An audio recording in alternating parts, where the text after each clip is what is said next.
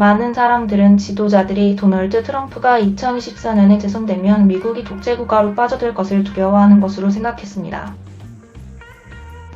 최근 워싱턴 포스트에 기고한 글에서 선도적인 외교 정책학자 로버트 케이건은 단 몇 년 동안 우리는 우리의 민주주의의 비교적 안전한 상태에서 독재국가의 가능성으로부터 몇 걸음 그리고 몇 달 안 되는 상태로 갔다고 경고했습니다. 전 공화당 하원의원 리즈 체니에 따르면 오늘 우리가 목격하는 것들 중 하나는 미국에서 독재국가로 들어가는 몽유병 같은 것입니다 라고 말했습니다.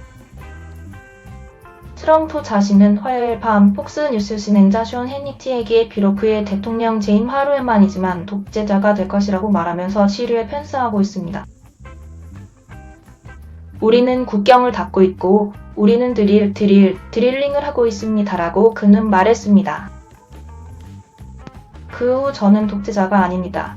지난달 그는 역사상 최악의 독재자들의 수사를 그의 정적들에 대항하여 사용했고 우리나라의 범위 내에서 해충처럼 사는 공산주의자, 마르크스주의자, 파시스트 그리고 급진적인 좌파 깡패들을 뿌리 뽑겠다고 맹세했습니다. 그러나 트럼프가 실제로 독재자가 될 것이라는 널리 퍼진 두려움은 잘못된 것입니다. 만약 트럼프가 2024년 선거에서 이긴다면 미국의 민주주의는 적어도 일시적으로 중단될 수 있습니다. 그러나 그것은 일관되고 인정할 수 있는 정부 시스템인 독재 체제로 대체되지 않을 것입니다. 대신에 만약 트럼프가 이긴다면 제 견해는 미국의 민주주의가 민주적으로 기능하는 일부 정부 기관과 그렇지 않은 일부 기관의 일관성 없고 휘발성 있고 예측할 수 없는 혼합인 미국의 혼돈으로 대체될 것이라는 것입니다. 트럼프는 2020년 선거에서 자신이 이겼다고 거짓으로 주장했고 2024년에 이긴다면 미국의 대통령은 아마도 자유롭고 공정한 선거가 누가 정부를 운영하는지를 결정한다는 미국의 민주주의의 중심적인 전제와 전쟁을 할 것입니다. 트럼프는 그의 대통령 권력을 선거를 방해하고 헌법을 훼손하기 위해 사용할지도 모릅니다. 미국의 민주주의는 편제적인 형태로 헌법을 존중하고 고수하는 새로운 대통령이 백악관을 되찾을 때까지 중단될 수 있습니다. 그러나 트럼프가 승리한다면 그는 독재자가 되지 않을 것입니다. 독재자는 정부의 운영을 지시합니다. 메리엄 웹스터는 독재자를 완전한 독재적 통제를 가지고 있는 사람, 무제한적인 정부 권력을 가진 사람이라고 정의합니다. 이것이 트럼프가 성취하기를 원할 것입니다. 그러나 그는 미국 정부에 대한 완전한 독재적 통제에는 성공하지 못할 것입니다. 워싱턴 포스트의 칼럼니스트인 이산 타로어는 최근 많은 사람들이 트럼프가 독재자가 되기 위해 사용할 것이라고 생각하는 전술의 몇 가지 예를 인용했습니다. 저의 동료들이 지난 1년 동안 보고했듯이 트럼프는 잠재적인 두 번째 임기에 대한 그의 적나라하고 권위주의적인 비전을 분명히 했습니다. 그는 연방 관료제를 전면적으로 제거하고 법무부를 무기화하여 그의 정적 빌그가 주장하는 것이 그에게 행해지고 있음을 명시적으로 촉구하고 이념적인 트럼프 충성파로 미리 선별된 정치적 임명자들로 정부 기관들을 위원회에 쌓으며 그의 입찰을 실행하거나 충성을 유지하기 위한 인센티브로서 수많은 관리들과 특공대원들에게 사면을 할 것입니다. 이러한 예측에 간단한 문제가 있습니다. 트럼프는 실제로 이런 것들을 할 수 없습니다. 대통령 사면권은 광범위한 범죄 행위를 예방할 만큼 충분히 넓지 않습니다. 정치적 임명자들은 트럼프의 최악의 공모자들을 거부할 상원의 과반수에 의해 확인되어야 합니다. 그리고 대다수의 연방 공무원들은 크고 강력하며 확고한 관료제에서 대통령 행정부 전반에서 근무합니다.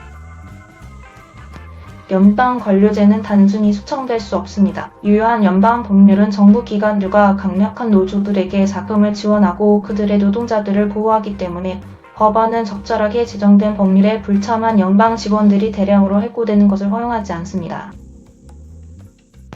공화당 대통령들은 오랫동안 행정부의 국가를 축소하려고 노력했습니다. 그들은 비참하게 실패했습니다.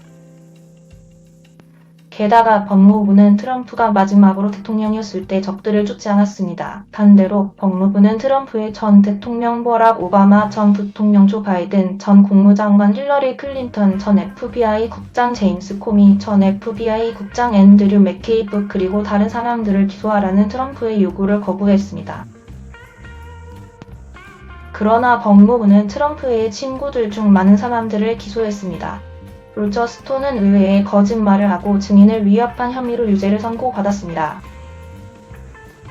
마이클 플린은 2017년 FBI에 거짓말을 한 것에 대해 유죄를 인정했고 2020년에 유죄 인정을 철회해달라고 요청했습니다. 스티브 배넌은 남부 국경에 장벽을 세우기 위한 캠페인에서 투자자들을 편취한 혐의로 기소되었습니다. 폴 매너포트는 세금 사기로 유죄 판결을 받았습니다. 그리고 톰 베렉은 외국 로비 혐의로 재판에서 무죄를 선고받았습니다. 트럼프는 결국 플린, 배넌, 스톤 그리고 매너포트를 사면했습니다. 하지만 법무부의 변호사들은 이 남자들을 열렬히 기소했습니다. 그의 적들을 추혹하기 위해 트럼프는 그의 명령에 따라 기소하기 위해 대배심원들이 필요하고 업원들은 그에게 유리한 판결을 내리고 그가 선택한 판결을 내리기 위해 배심원들이 필요합니다. 미국의 대통령은 이런 것들에 대한 권한이 없습니다. 대배심원들은 행정부가 아니라 연방 법원들을 감시하에 운영됩니다. 연방 판사들은 의회로부터 탄핵을 당해 종신형을 받습니다. 그리고 배심원 판결에 영향을 미칠 수 있는 권한을 가진 유일한 권위자들은 재판판사와 항소법원들입니다. 상원의 과반수에 의해 모두 확인된 트럼프가 임명한 판사들은 연방 법원들을 급격하게 오른쪽으로 이동시켰습니다. 그러나 그들은 또한 그들의 독립성을 보여줬고 반복적으로 트럼프에게 불리한 판결을 내렸습니다. 대법원은 뉴욕 검사가 트럼프의 세금 신고를 받는 것을 허락했고 DACA를 끝내고 다시 재판을 받으려는 트럼프의 노력을 부인했습니다. 게다가 상원은 여전히 다수결로 법무부를 포함한 모든 행정부 수준의 대통령 임명을 확인해야 합니다.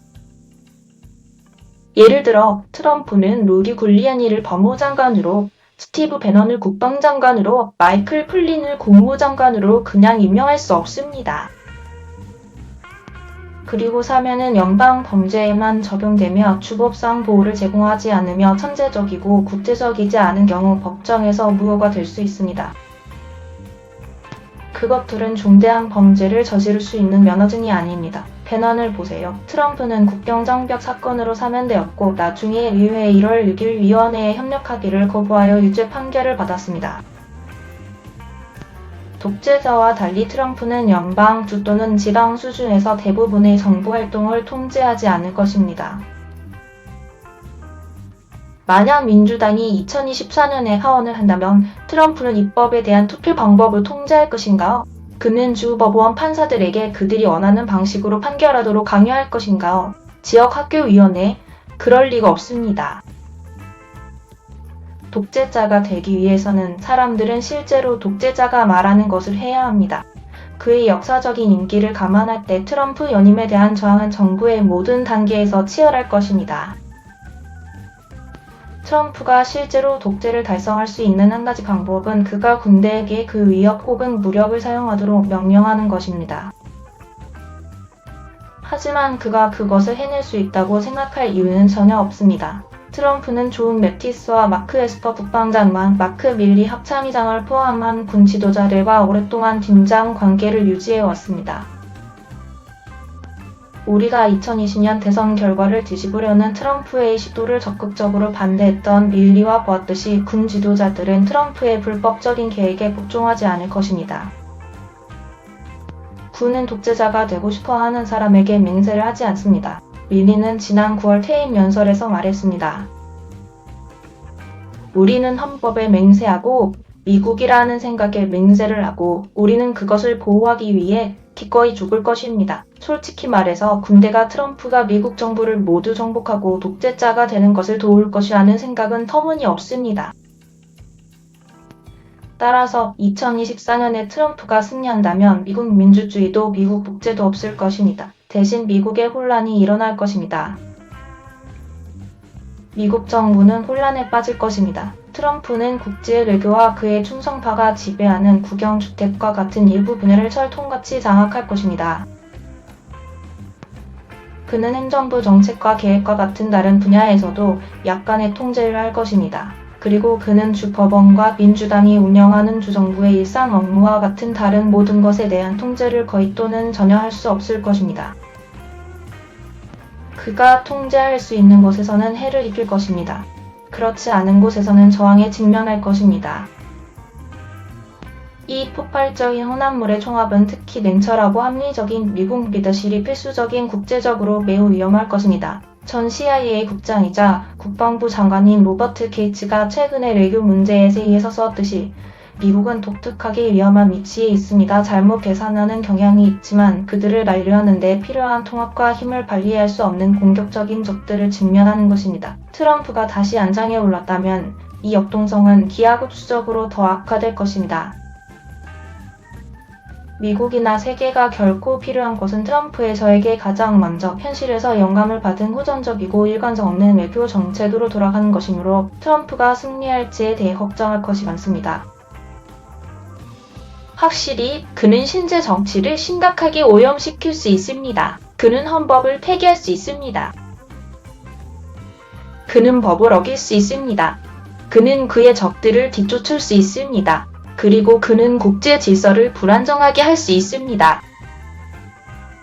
그러나 그는 독재자가 되지 않을 것입니다. 가깝지도 않습니다.